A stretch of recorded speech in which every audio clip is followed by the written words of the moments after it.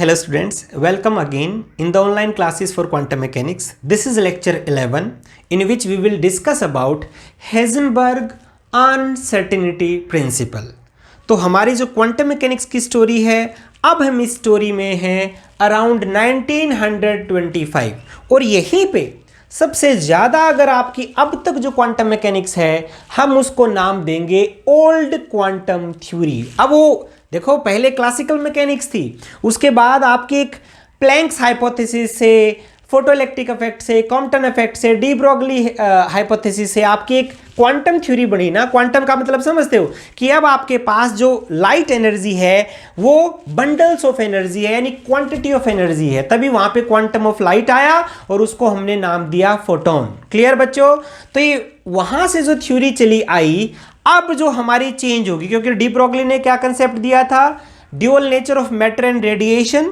De Broglie ने बोला था कि जो लाइट के भी दोनों नेचर हो सकते हैं। इन सम एक्सपेरिमेंट इट में behaves like a wave, in some experiment it में बिहेव्स लाइक अ पार्टिकल। तो सेम नेचर में बी अप्लाइड टू पार्टिकल्स। तो जो पार्टिकल्स हैं उसके भी दोनों नेचर हो सकते हैं, यानी जैसे आपके इलेक्ट्रॉन है या आपके एटम्स हैं या मॉलिक्यूल्स हैं, उसके भी दोनों नेचर हो सकते हैं। In some situation it may behaves like a wave, in some situation it may behaves like a particle। लेकिन लास्ट लेक्चर में आपको पता है कि अगर हम मैटर वेव्स को कॉन्सेप्ट को सही मानते हैं तो उसमें एक प्रॉब्लम आई थी, वो प्रॉब्लम हमने सॉल्व की थी ना। तो जो सॉल्व कैसे हुई, अब एक चीज उसको समझो ना, वो सॉल्व कैसे हुई कि अब हमें पता है कि मैटर वेव्स में हमने थोड़ा सा मॉडिफाई कर दिया है कि in case of matter waves when we are assuming that there are waves associated with the motion of matter, तो आपको थोड़ा सा यहाँ मॉडिफाई करना पड़ेगा कि there is not a single wave associated, there are a group of waves associated। और अगर ग्रुप ऑफ वेव्स होंगी तो वहां पे आपका क्या आया था बच्चों, वेव पैकेट। क्या आया था आपका, वेव पैकेट। तो अब हम ये नहीं कहेंगे कि वहां एक वेव एसोसिएटेड है, वहां वेव पैकेट्स एसोसिएटेड हैं मोशन ऑफ मैटर के साथ। तो देखो वेव पैकेट लास्ट लेक्चर में हमने देखा था ना, कैसा था वेव पैकेट। ये देखो, when we are considering the group many waves then your result would be kind of this. ये देखो, कुछ याद है बच्चों, ये आपका आया था वेव पैकेट। तो इसको हमने नाम क्या दिया था, वेव पैकेट। ये आपका है वेव पैकेट। अब इंपॉर्टेंट बात क्या, यहां से ये तो आ गया कंसेप्ट ऑफ वेव पैकेट, लेकिन अब बच्चों जैसे पिछले लेक्चर में भी मैंने बताया था कि अभी तक तो हम बोल रहे थे कि this is the particle, this is the electron, लेकिन अब आपका क्या है कि there is a wave packet associated with the electron. अब मुझे बताओ कि वो इलेक्ट्रॉन कहां है बच्चों, कहां इलेक्ट्रॉन, इलेक्ट्रॉन यहां है या कहां है? क्योंकि वेव पैकेट का कंसेप्ट तो रियलिटी है। अगर वो रियलिटी है तो अब आपका पार्टिकल कहां चला गया बच्चों? अब तो पार्टिकल आपका गुम हो गया ना, गुम कहां है पता ही नहीं अब हमें। तभी अब यहां पे बात आएगी अनसर्टेनिटीज की, अनसर्टेनिटी। और ये बच्चों सबसे पहले अगर किसी ने फील किया तो अराउंड 1925 ये फील किया हेजनबर्ग ने, कि we can not find out the exact location of the particle. देखो वर्ड समझो, बहुत इंपॉर्टेंट वर्ड आएगा बच्चों यहां से। मैंने बताया ये एक मोस्ट इंपॉर्टेंट ट्रांजिशन है ओल्ड क्वांटम थ्योरी से एडवांस क्वांटम थ्योरी में, और उसके बाद कोई एडवांस नहीं आई। उसके बाद तो आज तक वही थ्योरी चल रही है बच्चों। क्योंकि एक चीज देखो, यहां से जो मैंने बताया ना, यहां से एक वर्ड आएगा अनसर्टेनिटी का, कि now we are not certain, we are uncertain. जैसे हमारा फ्यूचर नहीं, बच्चों की बात करते जी पता नहीं हमारे साथ क्या होगा, कोरोना से कब क्लासेस लगेंगी, कब ये कोरोना जाएगा, तो फ्यूचर आपका अनसर्टेन है ना। तो सेम यहां पे जो मटेरियल्स हैं उनका फ्यूचर भी अनसर्टेन है बच्चों, और उनका तो प्रेजेंट भी अनसर्टेन है। हम निकाल ही नहीं सकते कि पार्टिकल कहां है। और ये आप फील करना, इस बात को फील करो मैथमेटिकली, कि हम ये कैसे बात में कह पा रहा हूं, क्या ऐसे थोड़ा हमने रैंडमली बोला है, तो मैथमेटिकली कैसे आएगा। और ये प्रिंसिपल देखो, वैसे कोई भी एक लॉ की तरह है बच्चों, जैसे लॉ होता है ना न्यूटन्स लॉ, ऐसे ये आपका तो ये लॉ है, तो लॉ की कोई डेरिवेशन तो नहीं होती, लेकिन हाँ हम थॉट एक्सपेरिमेंट से या कुछ उससे हम डिडक्शन कर सकते हैं लॉज की। तो देखना वो कैसे आपका आएगा। तो ये क्लियर है यहां तक। तो इस चीज को फील करना बच्चों कि अनसर्टेनिटी यानी आपका जब सर्टेनिटी अनसर्टेनिटी में कन्वर्ट कैसे हो गया। ठीक है, तो यहां हेजनबर्ग ने 1925 में इसी वेव पैकेट को देखा, जैसे हम भी देख रहे हैं ना, इस वेव पैकेट को देखा कि इसके अंदर पार्टिकल कहां है पार्टिकल का तो पता ही नहीं। तो उसने ऐसे ही सोचा कि अगर मैं देखो यहां पे particle, there is a certainty of the distance our delta x, ये देखो भाई पार्टिकल में be anywhere in this wave packet, कहीं भी हो सकता है बच्चों। अब किसी ने कहा कि जी इसका साइज छोटा कर लो, किसी ने कहा कि इतना बड़ा बना रखा अपने वेव पैकेट, छोटा कर लेते हैं, नहीं तो उसने क्या छोटा, ये देखो ये लो बहुत ही छोटा कर दिया बच्चों। अब अगर इतना छोटा आपका देखो ना डेल्टा एक्स, अब हमने डेल्टा एक्स की रेंज कर ली छोटी, अगर ये इतना छोटा आपका पार्टिकल है तो मुझे बताओ वेवलेंथ क्या होगी यहां से, क्या हम वेवलेंथ निकाल सकते हैं? यहां तो वेवलेंथ बड़े अच्छे से हम निकाल पा रहे थे, देखो भाई ये आप वेवलेंथ निकाल पा रहे थे ना। अगर वेवलेंथ निकाल पा रहे हो तो आप वेव वेक्टर निकाल पा रहे हो, और अगर वेव वेक्टर निकाल पा रहे हो तो मोमेंटम आप अच्छे से निकाल पा रहे हो। क्लियर, इसके अंदर मोमेंटम हम अच्छे से निकाल पा रहे थे, लेकिन जो रेंज, जो डिस्टेंस है, जो लोकेशन है, वो हम नहीं निकाल पा रहे थे बच्चे। तो अब यहां पे आओ, इस केस में देखो हमने क्या किया, रेंज को कर दिया कम। अब मुझे बताओ लैम्डा क्या है भाई इस केस में? लैम्डा का तो आपको पता ही नहीं चलेगा, वेवलेंथ नहीं पता चलेगा, और अगर वेवलेंथ नहीं पता चलेगा तो एग्जैक्ट मोमेंटम कैसे पता चलेगा? तो यहां से एक बात आई, so we can not find out the exact position and exact momentum at once. एक साथ हम दोनों चीजें एग्जैक्ट प्रिडिक्ट नहीं कर सकते तो क्या आएगा? So we have to deal with the some certainties, some uncertainties. तो यानी आपको रेंज के साथ डील करना पड़ेगा, एग्जैक्ट नंबर अब के बाद आएगा ही नहीं। ठीक है बच्चों, तो ये हेजनबर्ग ने, ऐसा नहीं है, हेजनबर्ग ने फील किया और एक रिलेशन भी दिया यहां पे, वो हम रिलेशन किएंगे। और वो रिलेशन देखो, जब हम बात करने लगे ना कि अब हम क्या फील कर रहे हैं, हम फील कर रहे हैं कि आपका जो पार्टिकल है जो मेरे हाथों में ना, देखो अभी गुम हो गया। अरे इतने आसानी से गुम थोड़ा होने देंगे हम, तो उसके लिए हम पहले प्रूव करेंगे कि क्या सच में जो हेजनबर्ग अनसर्टेनिटी प्रिंसिपल सही है। तो हम अलग अलग तीन मेथड से, आपके सिलेबस में भी 3 मेथड से है बच्चों, हम इस मेथड को 3 अलग अलग मेथड से सॉल्व करेंगे, 3 अलग अलग मेथड से निकालेंगे। जैसे Heisenberg uncertainty principal from the concept of wave packet, ठीक है, और एक हेजनबर्ग ने ही एक आर्टिफिशियली अपना एक्सपेरिमेंट किया, thought experiment, gamma ray electron microscope, उससे भी करेंगे, और हम करेंगे diffraction due to single slit. तो 3 मेथड से आपका ये आएगा, तीनों से मैथमेटिकल रिलेशन हम निकालेंगे। From now on we cannot find out the exact position of the particle। जैसे सेम केस आया इलेक्ट्रॉन का।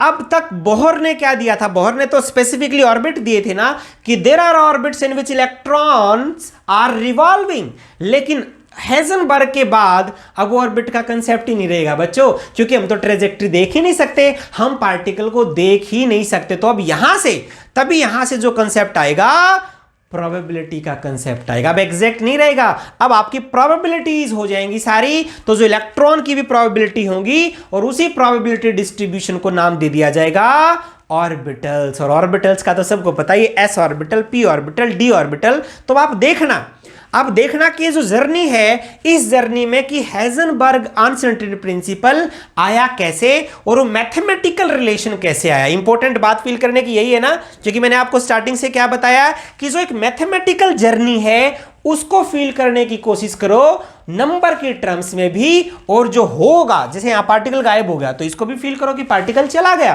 तो अब हम करेंगे बच्चों Heisenberg uncertainty principle relation. Statement इसकी यही है कि we can not determine the exact position and exact momentum at once. ठीक है, तो अब हम इसको करते हैं 3 अलग अलग मेथड से बच्चों, और इसकी एप्लीकेशन भी आएंगी उस टाइम पे। देखो हेजनबर्ग अनसर्टेनिटी प्रिंसिपल से हम हाइड्रोजन एटम को एक्सप्लेन कर पाए। कमाल की बात एक चीज देखो बच्चों, हाइड्रोजन एटम को रदरफोर्ड ने एक्सप्लेन किया, फिर उसके बाद बोहर ने भी एक्सप्लेन किया, फिर उसके बाद हेजनबर्ग ने भी एक्सप्लेन किया, फिर उसके बाद स्क्रोडिंजर ने भी एक्सप्लेन किया। वो हम आगे नेक्स्ट लेक्चर में करेंगे। तो अभी हम यही देखते हैं। तो इस जर्नी को फील करने की कोशिश करो कि जो एक्सप्लेनेशन, जो मैटर को एक्सप्लेन करने की जर्नी है, उसमें हेजनबर्ग का क्या रोल रहा है। ठीक है, तो पहले हम यही कर लेते हैं बच्चों। देखो Heisenberg uncertainty principal from the concept of wave packet, ये लगा देते हैं, from the concept of wave packet, या हम ये कह सकते हैं from de Broglie hypothesis, from de Broglie wave. Clear बच्चों? अब आपको पता है, देखो ये वेव पैकेट है, इस वेव की इक्वेशन आपको याद है जो मैंने पिछली बार आपको पिछले लेक्चर में लिखी थी, the displacement y along this direction. तो जो डिस्प्लेसमेंट है उसका क्या आएगा, sum two A cosine of delta omega by 2t minus delta के by 2x cosine of omega T minus K X. कुछ याद है बच्चों?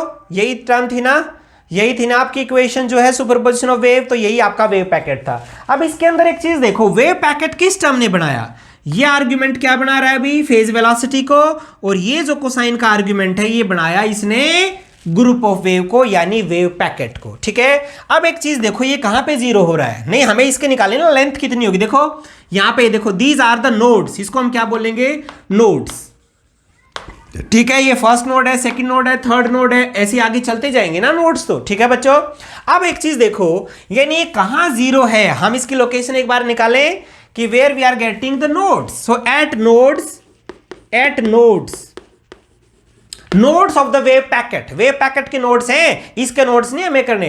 तो मुझे बताओ जो वेव पैकेट के नोड्स हैं वो कहां आएंगे, when this entire term at nodes, this entire cosine would be equal to 0।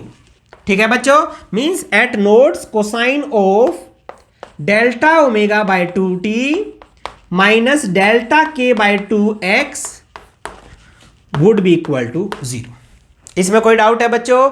और सबको पता है कोसाइन 0 कब होता है भाई, cosine of odd integral multiple of pi by 2, where n varies from 0 1 2 3 4 and so on. हाँ, आप दोनों साइड देखो बच्चों, कोसाइन की ये साइड दोनों करो, delta omega by 2t minus delta के बाय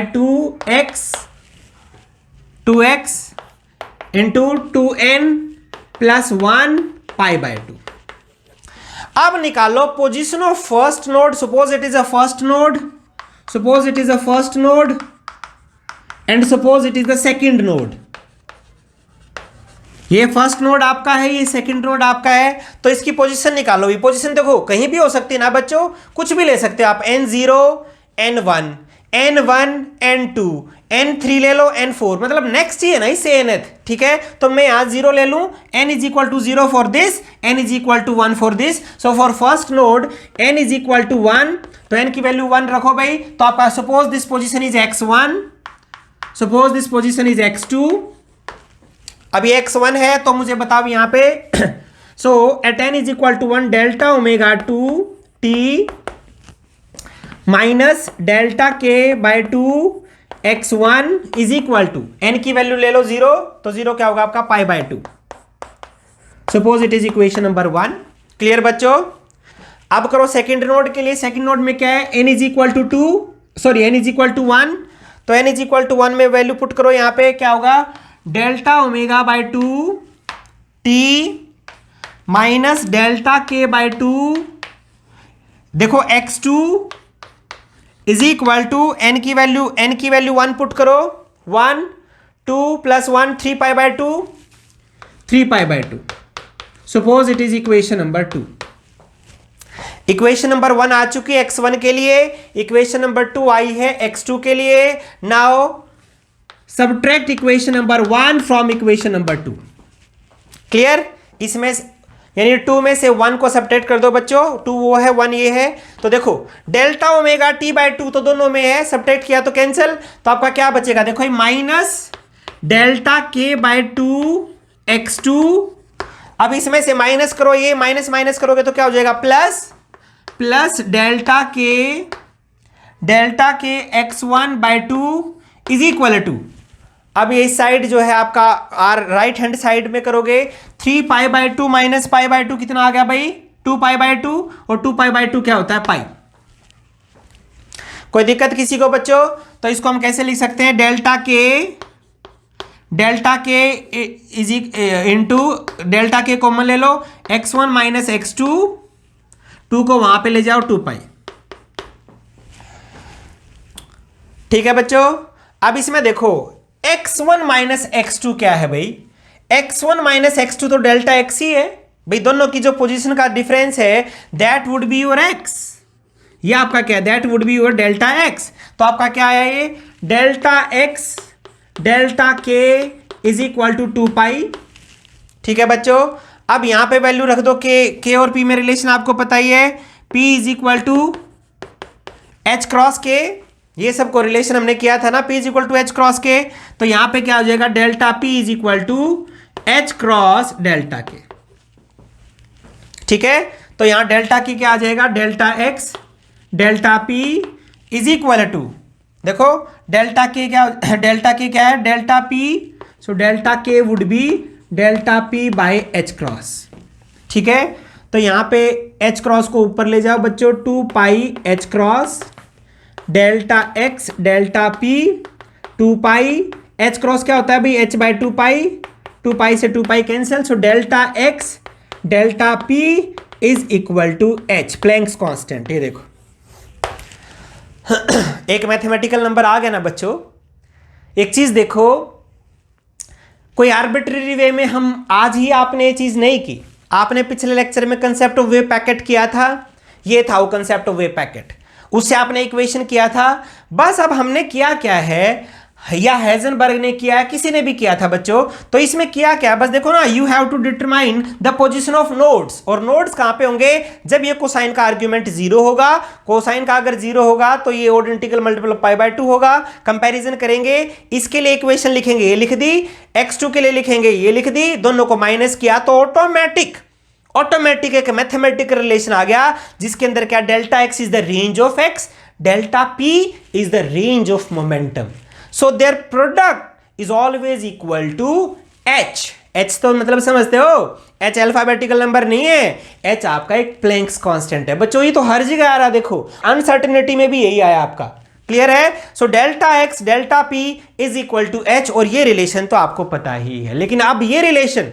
पहले आपने क्रेम कर रखा था, आज फर्स्ट टाइम आपने ड्राइव किया है बच्चों, और डेरिवेशन कोई तो हम फील कर सकते हैं कि चीजें कैसे आई, क्या ये बात क्लियर है। तो ये मैथमेटिकल रिलेशन आ गया बच्चों आपका, तो relation between the uncertainty of position and uncertainty of momentum that is equal to h। क्या इतना क्लियर है बच्चों।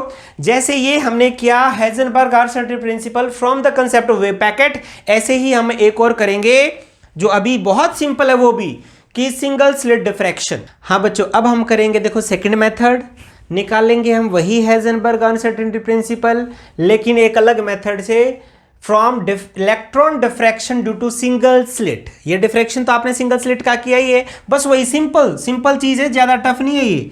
Here we are having a slit, देखो स्लिट आपको पता है there would be some slit width, इस केस में आपको suppose that d would be the slit width. ठीक है, suppose now we are having the electrons. अब जैसे इलेक्ट्रॉन यहां पे आएंगे, देखो इलेक्ट्रॉन आए बच्चों, इलेक्ट्रॉन के साथ एक लैम्डा होगी, so there must be a lambda associated with the motion of electron, वही मैटर वेव होगी।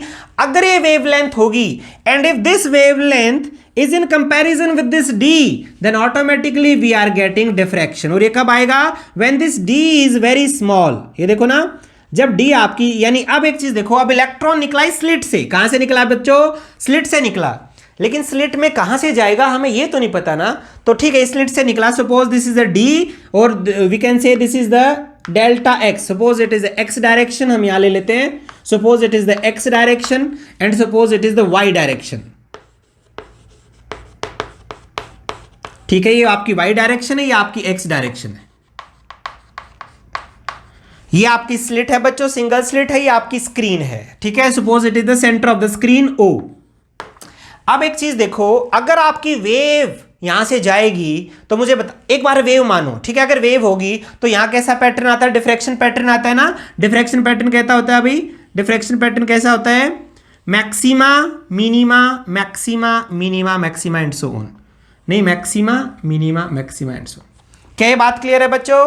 तो सेम वे में जब इलेक्ट्रॉन आपका यहां से आएगा, अब इलेक्ट्रॉन आएगा तो इलेक्ट्रॉन के साथ भी तो वेवलेंथ है, अगर वेवलेंथ है तो डिफ्रैक्शन तो यहां आएगा ना बच्चों। ये तो हम डेविएशन जर्मर में देख ही चुके हैं कि इलेक्ट्रॉन भी डिफ्रैक्शन को फॉलो करते हैं, तो यहां भी ऐसा ही होगा, ऐसा होगा। तो इलेक्ट्रॉन, अब मुझे एक बात बताओ कि स्क्रीन पे कहां हिट करेगा, वो तो कहीं भी कर सकता है, यहां से लेके यहां तक, तो एक रेंज ऑटोमेटिकली आ गई ना।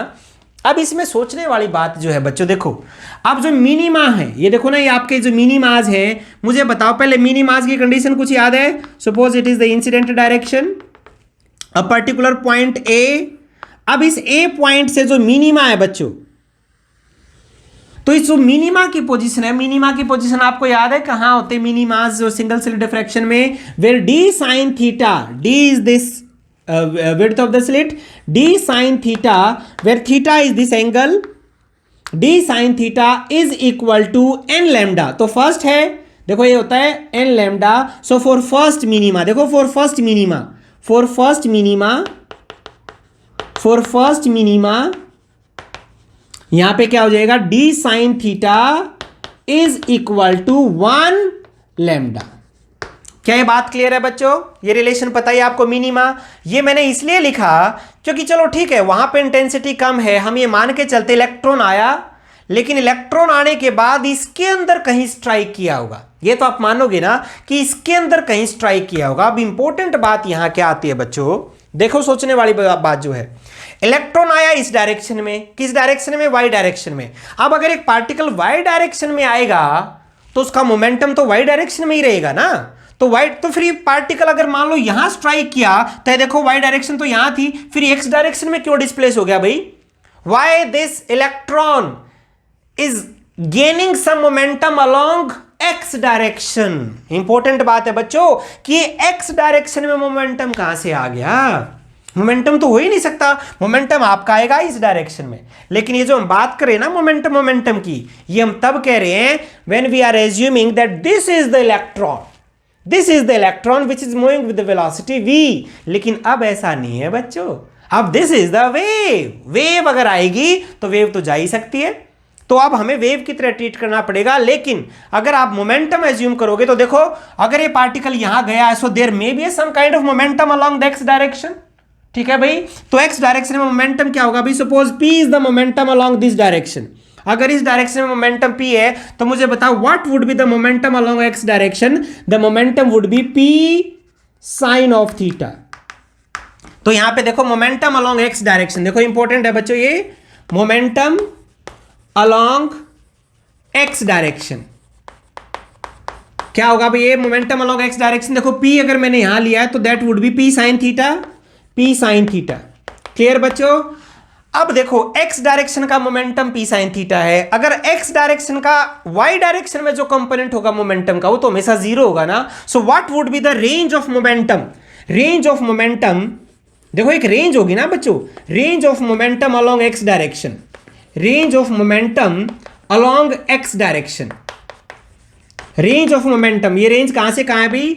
p sin means the momentum of electron along x direction varies from p sin theta to 0, p sin theta to 0। तो आपकी रेंज क्या होगी? p sin theta। क्या ये बात क्लियर है बच्चों? ठीक है, अब ये आपका हो गया अभी range of momentum. Suppose it is the delta p। अगर रेंज ऑफ मोमेंटम ये है तो जो पार्टिकल जब यहां से निकला तो उसकी जो पोजीशन है, देखो ना जो पोजीशन है, एक चीज देखो बच्चों कि इसकी पोजीशन क्या थी। अगर पोजीशन निकालने के लिए आपको स्लिट को और छोटा करना पड़ेगा, छोटा, जितना छोटा आप करोगे ना ये उतना ही दूर जाएगा, तो उतना ही दूर जाएगा तो मोमेंटम की सर्टेनिटी जो है उतनी ज्यादा हो जाएगी। आप देखो फिगर से भी ऐसा ही दिखेगा, ठीक है। लेकिन जितना आप बड़ा करोगे उतना ही नजदीक रहेगा, सामने रहेगा, तो एक्स में जीरो होगा मोमेंटम, यानी एग्जैक्ट फिर वाई का ही रहेगा। क्या ये बात समझ में आई यहाँ पे? तो अब यहाँ मैथमेटिकली करो एक बार। तो अब ये देखो, suppose the uncertainty of the position, देखो मुझे बताओ पार्टिकल कहां से निकला? इसके अंदर से, डी के अंदर से निकला ना, तो डी क्या? Suppose this is the delta x, suppose d is equal to delta x, uncertainty of the electron along x direction. देखो कहां से निकल रहा है वो? डेल्टा एक्स के अंदर से निकल रहा है भाई, वो यहां से भी निकल सकता है, वो यहां से भी निकल सकता है, कहीं से भी निकल सकता है, ठीक है। अब आ जाओ, देखो यहां पे डेल्टा पी आपका क्या? P sine theta. अब यहां से बताओ बच्चों साइन थीटा की वैल्यू क्या होगी? Sine theta is equal to lambda by d. मुझे बताओ साइन थीटा, डी क्या आपका? डी वुड बी, डी तो आपका डेल्टा एक्स आ चुका है, delta x. Now put the value of sine theta from this equation into this equation number 2। ये 2 equation मान लो, तो यहां पे क्या आएगा? So your delta p is equal to p क्या होगा आपका? एच बाई लैम्डा,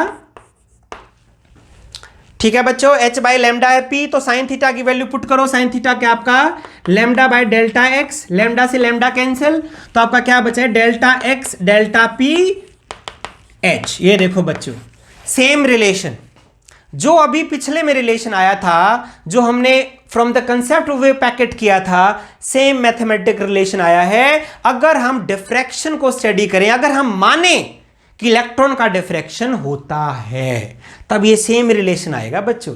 इसका मतलब क्या है कि यानी of course there are uncertainties and there is a wave associated with the motion of electron. क्या इतनी बात क्लियर है बच्चों?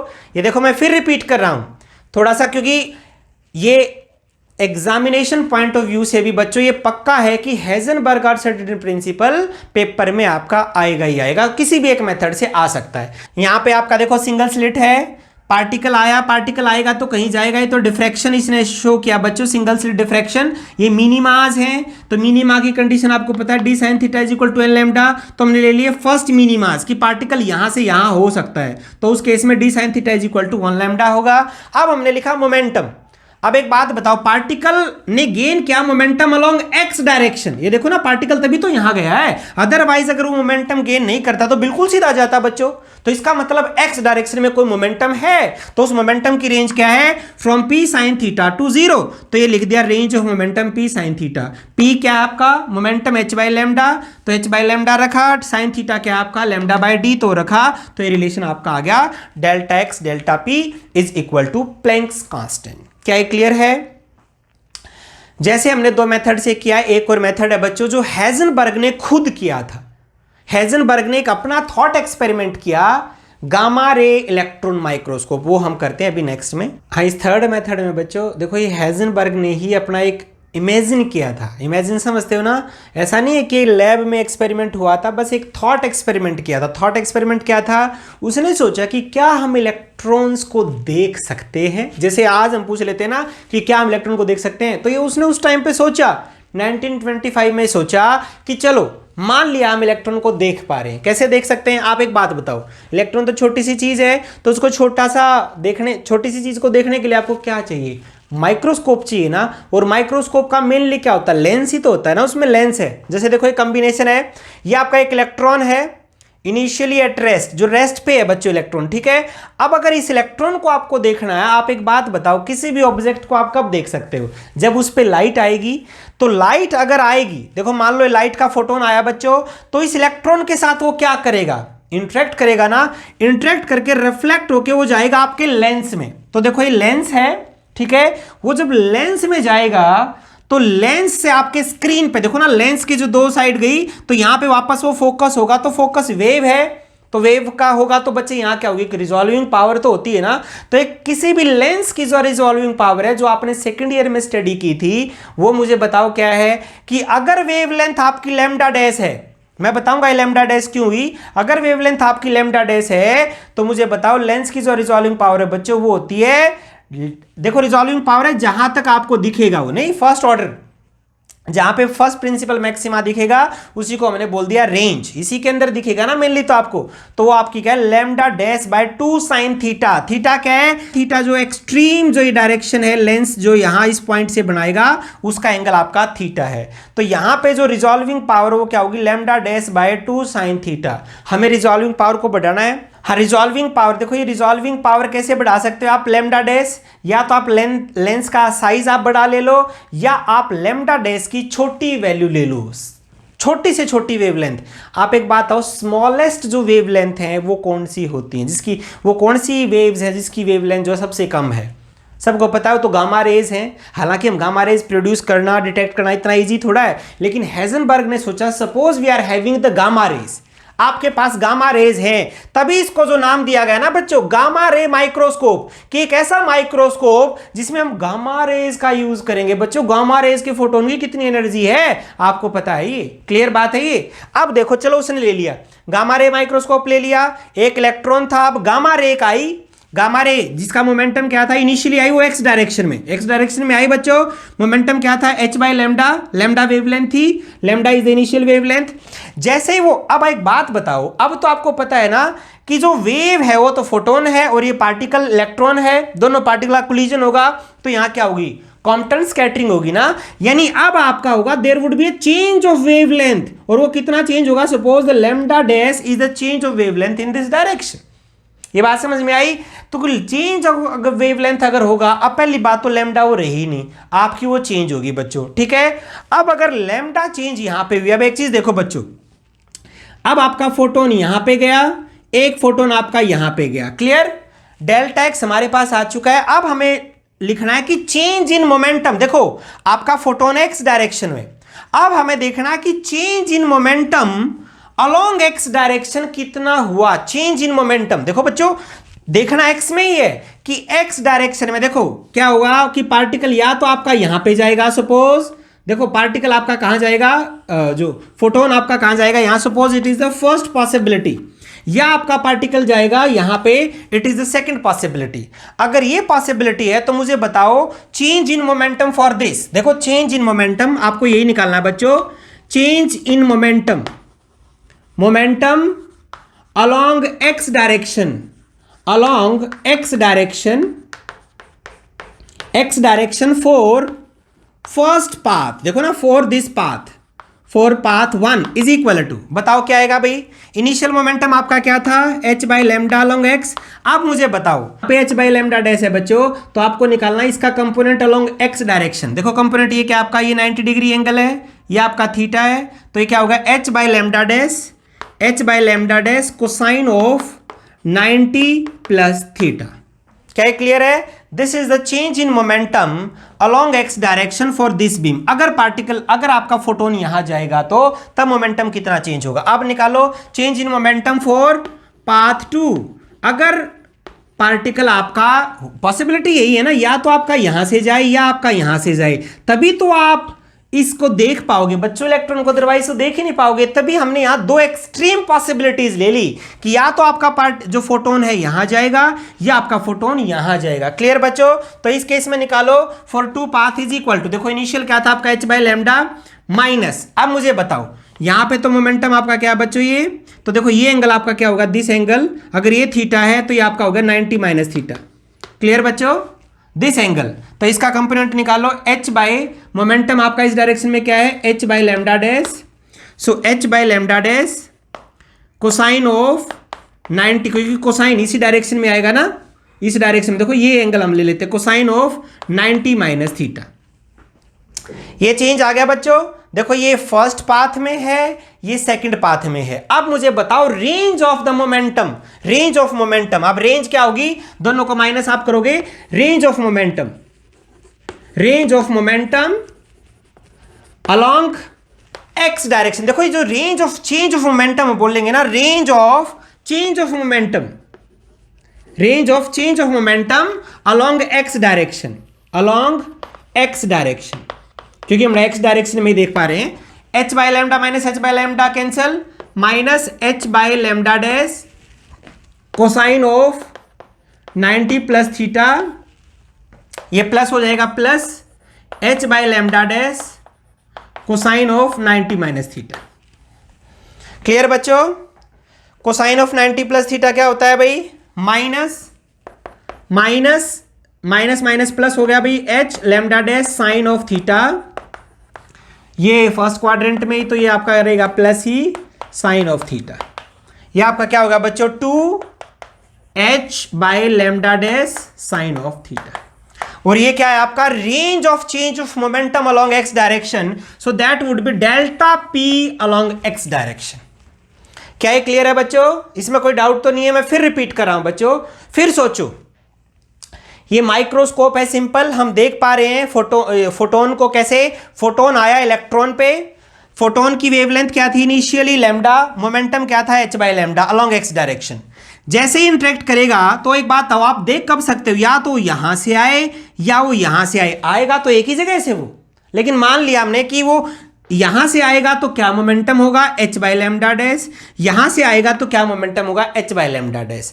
अब हमें निकालना है change of these two extreme direction of momentum along x axis. Along x axis important है बच्चों, अलोंग एक्स एक्सिस, तभी हमने लिखा है ना, देखो change of momentum along x direction for this path, for this first path and for the second path, यहां पे लिखा है हमने। तो फर्स्ट पाथ पे देखो क्या आएगा, initial momentum h by lambda था, अब यहां पे जो h by lambda dash cosine of this angle, ये देखो ना, ये एंगल क्या आपका 90 प्लस थीटा लिख दिया हमने। क्लियर बच्चों? ऐसे ही सेकंड पाथ के लिए क्या है, h by lambda dash cosine of this angle, cosine of this angle. Clear बच्चों?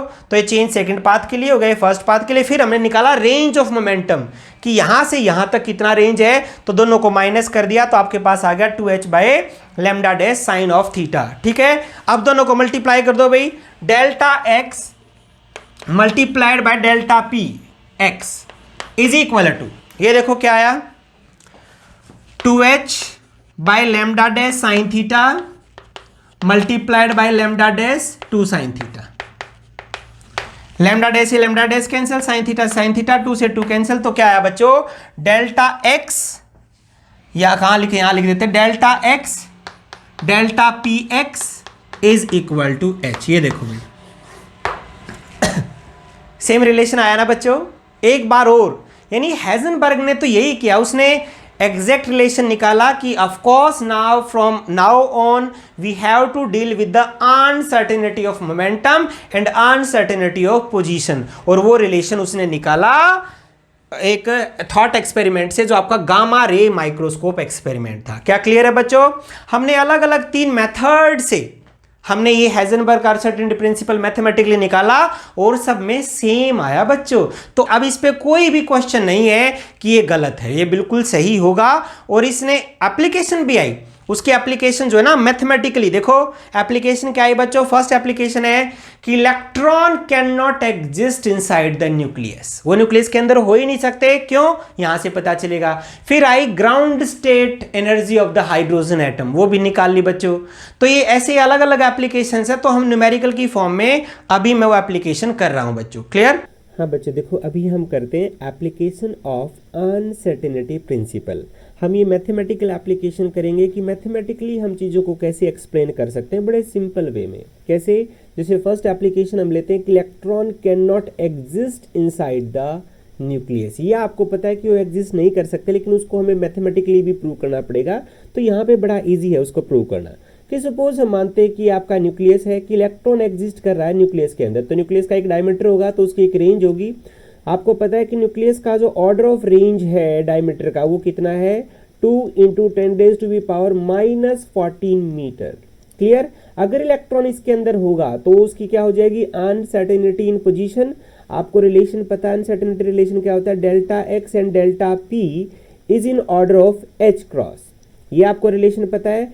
तो डेल्टा एक्स हमारे पास ही आ चुका है, डेल्टा एक्स है, तो इसी के करस्पॉन्डिंग जो डेल्टा पी है, वो डेल्टा पी क्या हो जाएगा, h cross by delta r. ठीक है, अगर हम इसकी एग्जैक्ट वैल्यू निकालेंगे, एच क्रॉस क्या होता है अभी, h by 2 pi delta r. तो एच की वैल्यू पुट कर दो, 6.62 into 10⁻34 joule second divided by 2 pi आपका है 3.14 और डेल्टा आर आपका क्या है, डेल्टा आर 2 × 10⁻14 मीटर। ये किस में आएगा, ये आपका आ जाएगा जो मोमेंटम की जो यूनिट है। अगर हम इसको सॉल्व करेंगे बच्चों, इसको सॉल्व करने के बाद आपका आएगा 5 × 2.75 इंटू 10⁻21 किलोग्राम मीटर पर सेकेंड। ठीक है, ये डेल्टा पी आपका आ गया। अगर इलेक्ट्रॉन का मोमेंटम की रेंज इतनी होगी तो एनर्जी, काइनेटिक एनर्जी क्या होती है, p²/2m। तो एनर्जी की रेंज कितनी होगी भी हम यहाँ से निकाल सकते हैं ना। अगर इलेक्ट्रॉन न्यूक्लियस में होगा तो उसकी एनर्जी होगी डेल्टा p²/2m। ठीक है, डेल्टा p² ऊपर से आपका आ चुका है 5.275 into 10⁻21 square divided by 2m। Mass of the electron क्या होता है, 9.1 इंटू 10⁻31 kg ये मास होता है। ये एनर्जी किस में आई, जूल में। अगर हम इस जूल को इलेक्ट्रॉन वोल्ट में कन्वर्ट करेंगे तो आपको पता है रिलेशन क्या है, 1 joule is equal to 1.6 into 10⁻⁻19 electron volt. अगर इलेक्ट्रॉन वोल्ट में कन्वर्ट करेंगे और सॉल्व करेंगे बच्चों, तो ये आपका एनर्जी आएगी 9.7 इंटू 10⁻7 इलेक्ट्रॉन वोल्ट। ठीक है, मेगा में या मिलियन में हम इसको लिखेंगे तो ये आपकी एनर्जी कितनी आ जाएगी, 97 million electron volt. Million, million क्या होता है आपका 10⁻6। अब एक चीज देखो, अगर इलेक्ट्रॉन एग्जिस्ट करेगा न्यूक्लियस में तो उसकी एनर्जी आएगी 97 मेगा इलेक्ट्रॉन वोल्ट। लेकिन प्रॉब्लम क्या है, जब एक्सपेरिमेंटली जब आपकी जो न्यूक्लियर रेडिएशंस आती है अल्फा बीटा गामा, तो उसी के अंदर आपका जो बीटा पार्टिकल इलेक्ट्रॉन्स आते हैं ना, तो जब एक्सपेरिमेंटली हमें पता चला कि उसकी एनर्जी का जो ऑर्डर था वो 4 मिलियन इलेक्ट्रॉन वोल्ट था, जो आपके बीटा पार्टिकल से आए, जो बीटा पार्टिकल आए। तो एक बात बताओ, ये पॉसिबल कैसे? एक्सपेरिमेंटली तो 4 मिलियन इलेक्ट्रॉन वोल्ट है, लेकिन आपका थ्योरेटिकली एनर्जी आती 97 होना चाहिए, लेकिन नहीं आती ना। इसका मतलब है कि इलेक्ट्रॉन न्यूक्लियस के अंदर है ही नहीं। क्लियर है बच्चों? हाँ, अब हम करते हैं नेक्स्ट एप्लीकेशन। आप देखिए नेक्स्ट एप्लीकेशन भी सिमिलर ही है, जैसे इलेक्ट्रॉन्स की एग्जिस्टेंस हमने की थी ना, अब हम करते हैं existence of proton neutron inside the nucleus. फर्क क्या है? सेम वही है, ऑर्डर आपको पता ही है कि जो ऑर्डर ऑफ जो आपका जो डायमीटर है, डायमीटर का न्यूक्लियस का ऑर्डर, वो तो वही है 2 इंटू 10⁻⁻14 मीटर। तो इसके इक्विवेलेंट आपका डेल्टा पी आ जाएगा, वही जैसे एच क्रॉस डेल्टा पी क्या आएगा, h cross by delta x according to uncertainty relation. और ये डेल्टा पी आपका है, डेल्टा पी वही आएगा जो हमने अभी निकाला है, 5 इंटू 275 इंटू 10⁻21 किलोग्राम मीटर पर सेकेंड। ठीक है, अब देखो प्रोटॉन और न्यूट्रॉन के केस में क्या है, सिर्फ मास का ही तो डिफरेंस है ना। तो जो एनर्जी आपकी है, एनर्जी आपकी क्या होती है, delta P square by 2m। तो यहाँ पे जो मास है वो मास चेंज हो जाएगा ना, इलेक्ट्रॉन के केस में -31 था, यहाँ पे क्या हो जाएगा, अब देखो वैल्यू पुट करो डेल्टा पी स्क्वायर की, 5.275 into 10⁻21 square divided by 2 into, अब यहाँ पे क्या आ जाएगा, mass of proton and mass of neutron.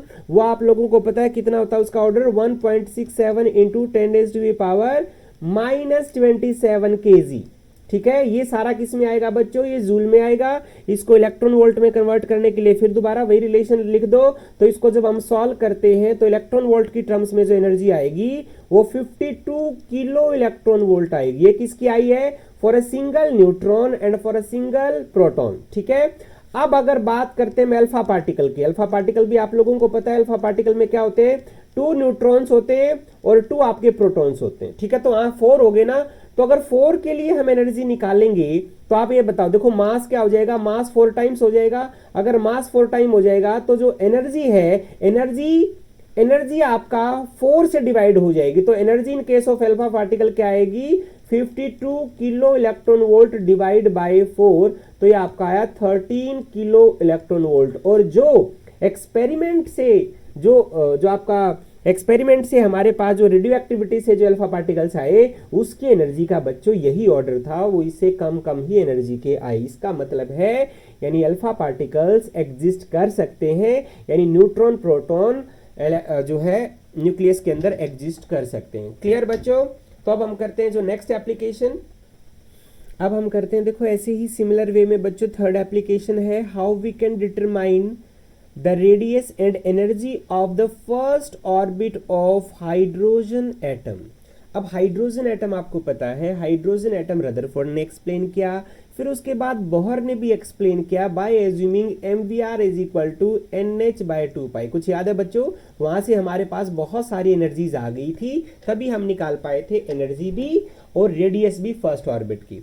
यहां देखो, यहां पे बहुत ही सिंपल मेथड है, कैसे हम निकालेंगे। यहाँ पे रिलेशन आपको पता है, delta x and delta p is in order of H cross. ठीक है, मान लो फर्स्ट ऑर्बिट की आप बात करें तो देखो ये आपका न्यूक्लियस, ये आपका प्रोटॉन है, ये आपका इलेक्ट्रॉन है। तो suppose the radius of the first orbit would be the ए। ठीक है, हमने ए मान लिया।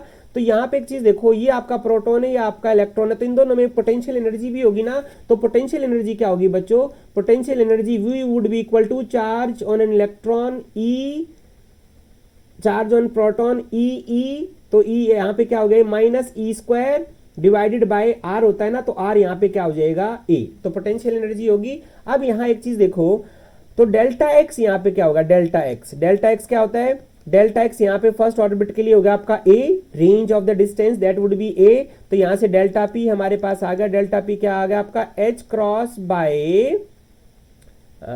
ए, ठीक है। अब यहां से आप लिखो बच्चों एनर्जी, लिखो direct energy of the first orbit. मुझे एक बात बताओ एनर्जी क्या होती है, P square by 2m, delta P square by 2m plus potential energy, यहाँ पोटेंशियल एनर्जी क्या है minus E square by A, ठीक है। तो यहाँ डेल्टा पी स्क्वायर की वैल्यू पुट कर दो, H cross square by A square, तो 2m A square minus E square by A, ठीक है बच्चों, ये एनर्जी आ चुकी है। अब एक इंपॉर्टेंट बात क्या है कि फॉर ग्राउंड स्टेट एनर्जी, ये बहुत इंपॉर्टेंट बात है बच्चों, for ground state energy.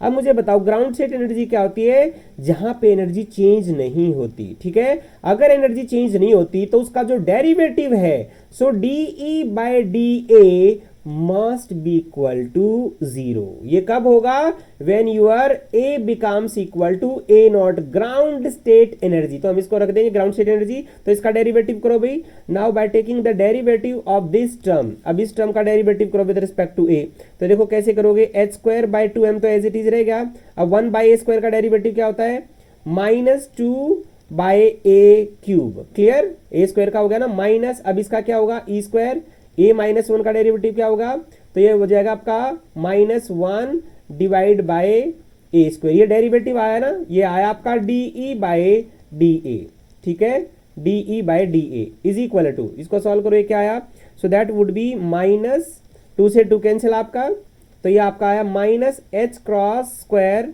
Bye m a cube plus, ये प्लस हो गया, plus e square by A square, ठीक है बच्चों, ये आया आपका d e d a. So at a becomes equal to A naught, यानी ये आपका क्या है ग्राउंड स्टेट की आपकी आ गई ये रेडियस, ठीक है। At a becomes equal to A naught your d E by D A must be equal to 0, तो 0 होना चाहिए ना आपका, तो अब ये 0 जो होगा इज इक्वल टू 0 कर दो बच्चों, कब आपका, अब ए को ए नॉट से रिप्लेस कर दो, ठीक है। तो ये आपकी टर्म बनी, देखो किसकी, ए नॉट की टर्म बनी बच्चों। अब यहां से ए नॉट की वैल्यू निकाल दो, ए नॉट की जो अगर हम यहां से वैल्यू निकालेंगे तो यहां से जो ए नॉट की वैल्यू आएगी वो ए नॉट आपका आया h cross square by m e square, देखो तो सब कांस्टेंट है, इन कांस्टेंट की वैल्यू रखी ना बच्चों, तो ये जो आपका ऑर्डर आया ना, ये ऑर्डर आपका आया 0.5 इंटू 10⁻⁻10 मीटर, और ये क्या होता है एंगस्ट्रॉम, तो हाफ एंगस्ट्रॉम आई आपकी, हाफ एंगस्ट्रॉम क्या आई, जो रेडियस है ग्राउंड स्टेट की। अगर रेडियस आ चुकी है तो मुझे बताओ ग्राउंड स्टेट एनर्जी आना तो बहुत ईजी हो जाएगा बच्चों, रख दो एनर्जी की वैल्यू में, रख दो ए नॉट को, देखो ये एनर्जी क्या थी ऊपर, देखो आपकी यही थी ना, तो ए नॉट की वैल्यू पुट कर दो भाई इसके अंदर।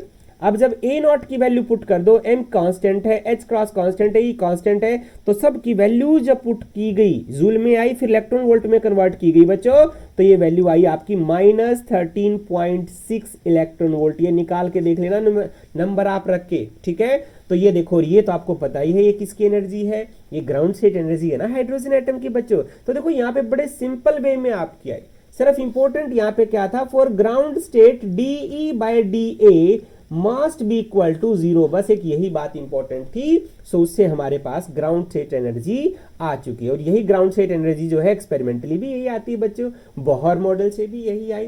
क्लियर बच्चों, तो ऐसे ही नेक्स्ट आपकी एप्लीकेशन है, नेक्स्ट एप्लीकेशन है ground state energy of linear harmonic oscillator. जैसे अभी हाइड्रोजन एटम था ना, अब आपका है हार्मोनिक ऑसिलेटर। आपको पता है हार्मोनिक ऑसिलेटर क्या होता है भाई, जो आपका ऐसे लीनियरली आपका चलता है, ठीक है, वो एक मूव करता है हार्मोनिक ऑसिलेटर, ये सबको पता ही है। तो उसके अंदर जो एनर्जी जो है वो एनर्जी क्या होती है, हार्मोनिक ऑसिलेटर की एनर्जी है sum of kinetic energy. Kinetic energy आपकी क्या होती है, P square by 2m plus potential energy, potential energy क्या होती है, half of m omega square X square. ये क्लियर है बच्चों, ये सबको पता है। अब हम यहाँ पे लेते क्या है, यहाँ हम लेते हैं कि आपका सपोज ये जो हार्मोनिक ऑसिलेटर किस रेंज में ऑसिलेट कर रहा है, ए की रेंज में, तो यानी यहाँ पे जो रेंज ऑफ ऑसिलेशन है वो क्या होगी आपकी ए, ठीक है। अगर ये ए होगी तो मुझे बताओ जो डेल्टा पी एक्स का ऑर्डर है, पहले हार्मोनिक पहले अनसर्टेनिटी प्रिंसिपल लिखो, डेल्टा एक्स, डेल्टा यहाँ पे एक्स डायरेक्शन का हम ले लेंगे, delta P x is in order of, देखो H cross by 2, exact relation यही होता है बच्चों, अदरवाइज हमने अब तक लिया था delta x delta p is H cross, लेकिन अभी हमने ले लिया delta x delta P x, ठीक है। एक्सपेरिमेंटली जो हम सही जो एग्जैक्ट वे में एक्सपेरिमेंट करते हैं तो आपकी यही वैल्यू आती है। तो यहाँ हार्मोनिक ऑसिलेटर की एग्जैक्ट हम निकालना चाह रहे हैं, तभी हमने वही ले लिया एच क्रॉस बाय 2, ठीक है। अब यहाँ पे मुझे बताओ डेल्टा पी का ऑर्डर क्या, डेल्टा पी क्या आपका, delta P x is equal to क्या हो जाएगा आपका एच क्रॉस बाय 2a, ठीक है। तो डेल्टा पी एक्स में वैल्यू रख दो बच्चों, ये यहाँ पे ई एनर्जी में यहाँ पी क्या हो गया आपका, पी हो गया आपका डेल्टा पी एक्स, ठीक है। अब इसके अंदर वैल्यू पुट की तो आपका क्या आया, h cross bye 8ma² plus half of m omega square a square, ये एनर्जी आ चुकी है। अब एक बात बताओ, ग्राउंड स्टेट एनर्जी आपको निकालनी, तो ग्राउंड स्टेट का तो हमने अभी निकाला ही था ना, कि ग्राउंड स्टेट का फॉर्मूला क्या होता है, ground state for ground state energy for ground state dE by dA must be equal to 0 बच्चों, ठीक है। तो dE बाय dA किया हमने और a को रख दिया, फिर हमने a नॉट, तो जो आपका जो रिलेशन आया, जो एनर्जी आई ग्राउंड स्टेट की, वो आप अगर आप देखो बच्चों निकालेंगे, पहले तो a नॉट निकालो, तो यहां से जो a नॉट आएगा ना, a नॉट आपका आएगा h cross by 2m omega under root. जब हमने इसको 0 पुट किया तो a से a नॉट पुट किया तो आपका a नॉट की वैल्यू आ गई बच्चों, वहां से आप निकाल के देख लेना, क्लियर। जब हम a नॉट को यहां, अब एनर्जी में a नॉट यहां पुट कर दो, a नॉट यहां पुट कर दो, बाकी तो सारे कांस्टेंट है। तो जब हमने पुट किया तो आपका जो ग्राउंड स्टेट एनर्जी आई वो आई हाफ एच क्रॉस ओमेगा, ठीक है। ये आई अनसर्टेनिटी प्रिंसिपल से, और आप देखना है क्वांटम मैकेनिक्स में हम स्क्रोडिंजर इक्वेशन से भी निकालेंगे सेकंड यूनिट में बच्चों। तो अब देखो, अब आपने न्यूमेरिकल किए, अब आपको पता चल चुका है हेजनबर्ग अनसर्टेनिटी प्रिंसिपल क्या है, उसकी एप्लीकेशंस क्या थी, और अलग अलग 3 मेथड से हम इसको कैसे ड्राइव कर सकते हैं। लेकिन ये है प्रिंसिपल बच्चों, और प्रिंसिपल क्या है, we can not determine the exact momentum and exact position at once, ठीक है। ये पोजीशन और मोमेंटम का अनसर्टेनिटी है, ऐसे ही एनर्जी टाइम का भी आएगा, और ऐसे ही एक और क्वांटिटी का आएगा जो हम नेक्स्ट लेक्चर में करेंगे, ठीक है बच्चों। तो अब जो क्वांटम मैकेनिक्स का जो सबसे बेसिक एक इक्वेशन है, एक और इक्वेशन है जिसको हम बोलते हैं स्क्रोडिंजर इक्वेशन, जो हम नेक्स्ट में करेंगे, वो भी मोस्ट इंपॉर्टेंट होगा बच्चे क्वांटम मैकेनिक्स के लिए, क्लियर। तो यहां तक आप इसको, अगर आपको समझ में नहीं आ रहा है, ये देखो, अगर आपको बच्चे समझ में नहीं आए ना, तो कोई भी बात आप देखो, YouTube का लेक्चर है तो आप इसको वापस जाके सुन सकते हो। अगर फिर भी कोई प्रॉब्लम है तो आप मुझसे कांटेक्ट कर सकते हो बच्चों, ठीक है। तो मिलते हैं नेक्स्ट लेक्चर में बच्चों, ओके बाय।